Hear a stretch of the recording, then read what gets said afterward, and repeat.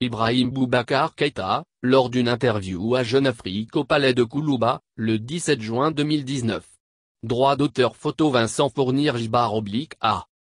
L'ancien président malien, Ibrahim Boubacar Keïta, décédé dimanche dernier des suites de maladie, a reçu vendredi son hommage d'adieu à Bamako.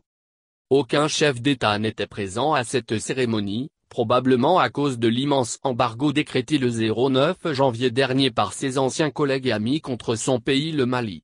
Ainsi, pendant que le président Ibk est mort, son peuple se meurt par l'action pernicieuse de ses pères d'hier qui, peut-être par amitié pour lui et pour le venger du fait qu'il a été renversé par une révolution populaire conclue par ce qui est appelé coup d'État en Afrique, ont décidé de l'étouffement systématique de ce peuple audacieux.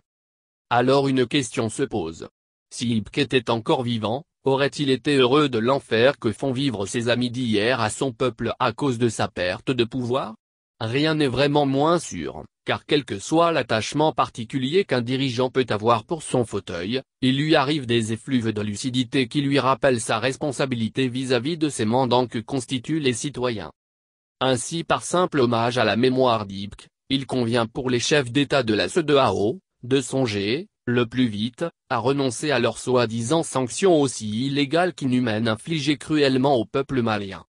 Car si son histoire, en tant qu'acteur de la vie a ainsi pris tristement fin, celle du peuple et du pays Mali doit pouvoir continuer. Et plus celle-ci se construit avec des faits intéressants, moins l'on se souviendra de ces manquements qui ont fait basculer ce pays dans l'instabilité qu'il connaît aujourd'hui à plusieurs égards.